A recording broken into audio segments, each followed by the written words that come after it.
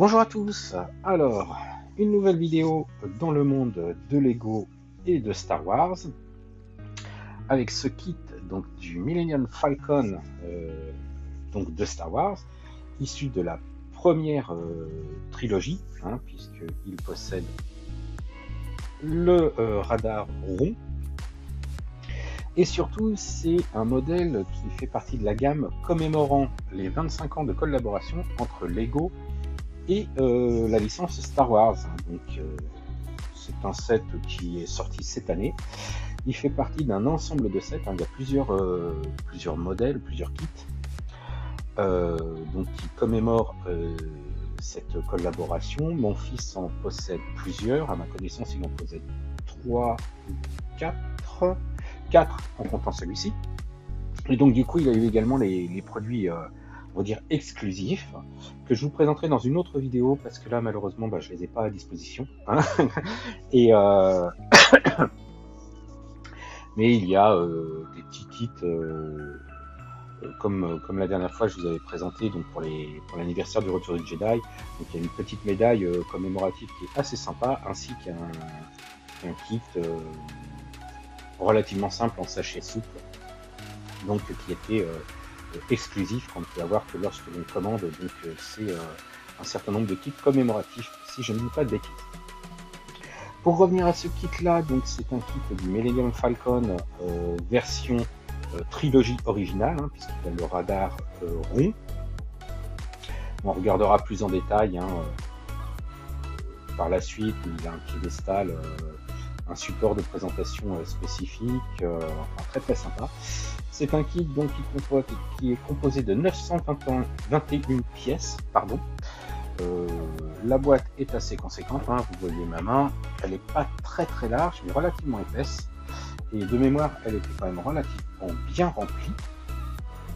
Donc sur le côté, on a une vue du dessus avec donc l'estampille Starship Collection, donc, ce qui veut dire qu'il y aura plusieurs vaisseaux, ou déjà plusieurs vaisseaux dans cette gamme. Ici, une vue de 3/4 arrière donc, du modèle. Et on voit que malgré cette échelle un peu particulière, parce que c'est une nouvelle échelle d'après ce que j'ai compris, que Lego a sorti pour cette gamme, qui serait une échelle comment dire, intermédiaire entre les tout petits vaisseaux. Alors je crois que j'en possède un là. Hop. Ok, ça tombe bien, c'est aussi le Faucon Millennium. Donc une échelle intermédiaire entre ces tout petits vaisseaux là et d'autres gros vaisseaux beaucoup plus importants qu'ils font habituellement. Donc ils ont sorti cette échelle là pour les vaisseaux. Donc mon fils, comme je vous l'ai dit ou pas, je ne me souviens plus, s'est donc procuré d'autres kits de cette gamme et pour cet anniversaire, à savoir il a le Tantive 4 et The Invisible Hand, donc le vaisseau du général Grievous dans l'épisode 3 qui se fracasse en deux au début du film, et donc le Tantive 4 qui est donc le premier vaisseau que l'on voit apparaître à l'écran dans l'épisode 4. Pour beaucoup de gens, ils pensent au Star Destroyer, mais non, le premier vaisseau qu'on voit passer à l'écran, c'est le Tantive 4, donc vaisseau emblématique de cette saga. Pour revenir à spécifiquement ce kit-là, donc on voit qu'il fait 24 cm de long pour 13 cm de haut, support inclus. Ici, une petite image, hop, sans le reflet, vous verrez mieux. Voilà. Et sur le côté, les spécificités dans toutes les langues. Donc maintenant, je vais vous présenter la notice. Alors la notice de montage est assez épaisse, comme vous pouvez le voir, épaisse son poids. On va pas la passer en revue complètement parce que le montage est très détaillé. C'est vraiment du pas à pas, on ne peut pas se tromper. Alors c'est un petit peu particulier, la structure interne est un peu particulière, m'a dit mon fils, c'est lui qui a fait le montage. Donc du coup, visuellement, ça donne pas grand chose si je vous montrais la notice. Ce que je peux vous dire, c'est qu'il y a donc 340 étapes, 340 étapes, pardon. Mais je vais vous montrer donc dans cette notice les éléments les plus sympas, à savoir donc ici une photo de ce qui semble être donc le tournage de l'épisode 4. Et ici, un petit texte, voilà, donc expliquant plus ou moins pourquoi ils ont choisi ce modèle pour commémorer les 25 ans de collaboration entre Lego et Star Wars. Et surtout le petit titre ici, qui est assez amusant, donc We have a really good feeling about this. En fait, c'est un détournement d'une phrase fétiche qui est dans toutes les productions Star Wars, que ce soit les dessins animés, les films, les séries. Par exemple, aujourd'hui même, j'ai regardé le 2e épisode de The Acolyte, et il y a cette phrase emblématique donc, de Star Wars qui est I have a bad feeling about this. J'ai un mauvais pressentiment. Donc prononcé pour la première fois dans l'épisode 4 par Han Solo lorsqu'ils arrivent en face de la Death Star, l'étoile noire en français. Et c'est quelque chose donc qui a été voilà, c'est un running gag, hein, c'est une phrase qui est dans tous les films, et donc là ils l'ont détourné en disant nous avons plutôt un bon pressentiment à ce sujet concernant ce kit.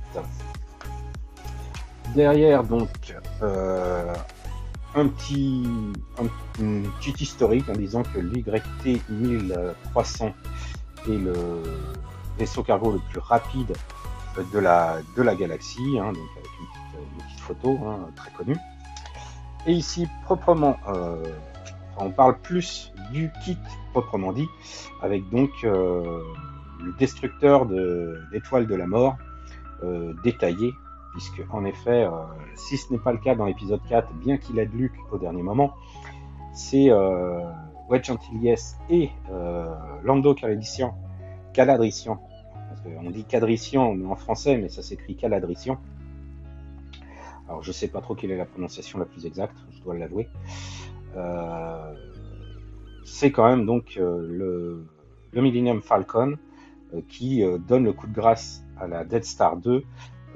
Alors détail amusant, si on veut vraiment être accurate, dans ce cas-là, il faut retirer le radar puisqu'il est détruit dans les couloirs de la superstructure de l'étoile de la mort à la fin du retour du Jedi. Donc voilà pour la petite anecdote. Mais ce qu'on peut voir surtout, c'est que c'est en effet un kit qui, comme c'est dit sur la boîte, hein, fait une trentaine de centimètres, mais qui est très détaillé pour son échelle un peu particulière. Ensuite, une publicité pour se connecter sur le site Lego Star Wars 25 ans, et après donc la notice. Mais ce que je voulais vous montrer, pas tout à fait par hasard, mais je suis tombé directement dessus, c'est qu'alors que vous voyez, les structures sont complètement fermées, on peut vraiment rien voir. Les concepteurs du kit ont fait des petits clins d'œil assez sympas. Alors il y en a un, je crois, voilà, page 17. Alors vous voyez, c'est absolument pas détaillé puisqu'on voit deux petites pièces grises et bleues, ici des pièces marron, ici une petite pièce qui représente la table des Jaric. Donc c'est le jeu d'échecs holographique que l'on voit. Et donc on voit que cette pièce, toute petite, hein, c'est à peine plus grand que ça. D'ailleurs là il doit être à l'échelle 1. Représente la scène où R2D2 joue donc à ce jeu d'échecs avec Chewbacca sur les conseils de C3PO qui lui dit qu'il a bien joué. Et donc Chewbacca donne son mécontentement et Han Solo précise que un Wookiee se gêne pas pour arracher les bras de son adversaire lorsqu'il a perdu au jeu. Donc voilà, c'est une scénette qui est dans le faucon, mais une fois le kit terminé, on ne le voit pas du tout, on n'y a même pas accès. Alors il y en a d'autres de ce style, je crois que c'est, voilà, ici, cette scénette là, donc on a des pièces blanches et noires, ici une pièce marron, bleu et marron, et ici une pièce argentée, dorée, dorée. Alors en fait, blanc, blanc, noir, ça représente la princesse Leia. Marron, bleu, marron, enfin, marron foncé, marron clair et bleu, ça représente Han Solo dans sa tenue Empire contre-attaque. Et ici, argent, doré, doré, oui, parce que C3PO, puisque ça représente C3PO, a une jambe argentée. Il n'est pas entièrement doré, pour ceux qui ne l'auraient pas encore remarqué. Et donc, cette scénette-là se trouve plutôt à l'arrière du Falcon. Et ici, on a l'explication. En fait, c'est la scène où Leia et Han Solo sont sur le point de s'embrasser et ces 3 PO arrivent tout heureux de leur annoncer qu'il avait isolé le flux du coupleur d'énergie, je crois. Et donc, il casse un peu l'ambiance. Donc voilà, encore une scénette.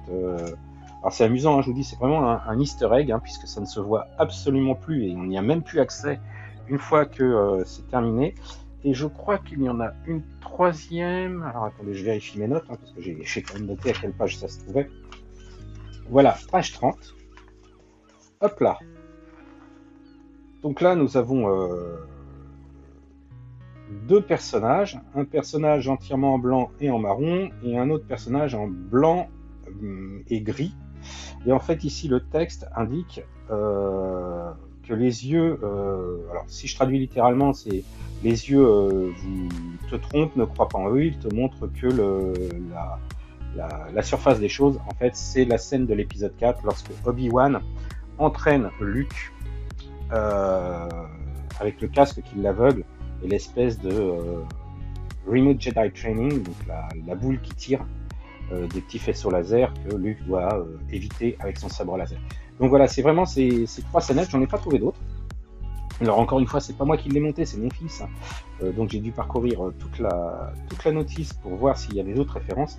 J'ai trouvé que ces 3-là, mais je trouve ça amusant parce que quelque part, il n'y a que celui qui a monté le kit qui connaît la présence de ces scènes dans le Lego et qui malheureusement ne sont plus du tout accessibles, ou alors il faut complètement tout démonter. Et le mieux maintenant, ça serait de vous présenter le résultat. Donc, je mets ma main sur le dessus pour que vous puissiez, ou même sur le côté, sur le dessus c'est plus visible, pour que vous puissiez donc vous rendre compte de la taille. Comme vous pouvez voir, c'est quand même un bel engin et qui pèse son poids, mine de rien, il pèse quand même un certain poids. Et comme vous voyez, il est plutôt réussi, vraiment un bel engin. Alors évidemment, si je place le kit, voilà, ça va pas être top. Alors j'ai pas pensé à sortir mon plateau motorisé, donc je suis obligé de le faire à l'ancienne. Donc vous voyez un kit assez massif, assez sympa, les proportions sont relativement bien conservées.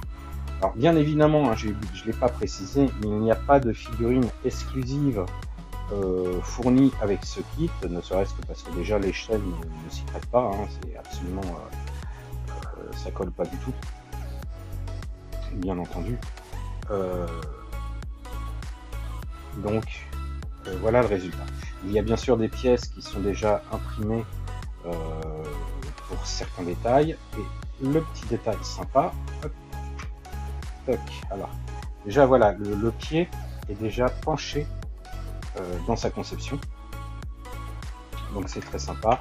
On a ici donc une plaque sérigraphiée avec Lego Star Wars et donc le nom de l'engin, et ici une plaque aux couleurs des 25 ans donc de la collaboration Lego et Star Wars, que l'on peut soit donc placer sur le socle comme ici, soit il peut être mis à côté et donc un petit élément se met à cet endroit-là. Donc le Millennium, vous voyez, qui est très réussi. Alors ça fait, j'ai toujours un peu peur de le manipuler parce que chaque élément ici est monté indépendamment et se repose sur une structure. Donc j'ai toujours un petit peu peur que le, vous voyez là, ça bouge un peu. Donc j'ai toujours un peu peur que le truc me reste dans les mains. Donc je le manipule avec beaucoup de précaution, mais pourtant ça bouge pas, hein. C'est quand même solide, hein. C'est vraiment une impression que moi j'ai, mais elle n'a pas l'air d'être justifiée. Alors ça bouge un petit peu parce que c'est pour donner l'effet un peu bombé. La pièce n'est pas clipsée sur une plaque, mais elle est sur deux supports de fixation différents, deux niveaux de supports de fixation différents, pardon. Le canon, le quadricanon est ici orientable, avec donc la verrière en dessous. Le radar peut légèrement bouger, mais pas énormément. Après, c'est pas non plus le but. On a vraiment tous les détails qui sont vraiment sympas ici. Bien entendu, bon, c'est sérigraphié, c'est pas une pièce transparente. Le dessous n'est pas aussi détaillé. parce que, par exemple, il n'y a pas les trains d'atterrissage, il n'y a rien de tout ça, et il n'y a pas le quadrilaser en dessous, puisque le support de fixation vient se mettre, vraiment s'insérer, c'est pas seulement clipser dessus, il n'est pas seulement emboîté, il vient vraiment s'insérer à l'intérieur donc du modèle assemblé, ce qui lui donne une stabilité, parce que comme je vous dis, hein, il pèse à 100 points, je ne l'ai pas pesé. Je prendrai peut-être le temps de le peser à la fin de cette vidéo et je vous mettrai son poids là en commentaire à l'écran, que vous vous rendiez compte un peu du poids de ce kit, qui, comme je vous dis, n'est pas gros mais est vraiment assez dense. Et donc du coup, lorsque l'on place le support, il s'enfonce vraiment, vous voyez, jusqu'au bout. Enfin, j'espère que ça se voit à l'écran, je sais pas. Donc c'est vraiment, vous voyez, il va jusqu'au bout, ce qui lui permet d'avoir une bonne stabilité. Et donc, vous voyez, hein, ça bouge pas, je secoue le pied. Alors je le secoue de manière raisonnable, hein, il est censé quand même être sur une étagère. Et donc légèrement penché, ce qui rend vraiment, ce qui donne un rendu vraiment sympa sur une étagère, pour peu qu'il soit rejoint des autres modèles de cette gamme. Voilà, je crois que j'ai fait le tour. Si une petite dernière chose qui me vient à l'esprit que je vois là, c'est vraiment le réacteur à l'arrière qui est fait avec un tube translucide bleu du plus bel effet. Franchement, je trouve ça très sympa, très malin. Un peu ce qui m'amuse dans Lego, c'est les petites idées qu'ils ont pour contourner les petits aléas techniques ou de rendu visuel. Hein. Ça m'amuse vraiment toujours sur ces petits kits. Enfin voilà, c'était la dernière chose que je voulais voir. Si ça fait comme le kit Indiana Jones, je vais finir par voir des tas de petits détails et cette vidéo n'en finira jamais. Donc je vais m'arrêter là. J'espère que cette petite review assez rapide, c'est vrai, mais bon, voilà, c'est un modèle statique. Le montage n'est pas super intéressant à vous détailler, donc j'ai préféré vous parler juste des petites anecdotes. Mais comme je vous dis, on peut pas ouvrir. Voilà, on sait que c'est dedans et ça s'arrête là. C'est peut-être un peu dommage, mais voilà. Donc j'espère que cette vidéo vous a plu. Si c'est le cas, n'hésitez pas à liker, n'hésitez pas à vous abonner si vraiment le sujet vous intéresse. Il y aura d'autres vidéos, hein, comme je vous l'ai dit, puisque mon fils possède d'autres kits, donc j'attends qu'il les monte hein, pour pouvoir vous les présenter. Je lui vole pas ce plaisir. Du coup, je vous donne rendez-vous très bientôt pour vous présenter d'autres kits dans cette gamme anniversaire de la collaboration entre Lego et Star Wars. Ciao!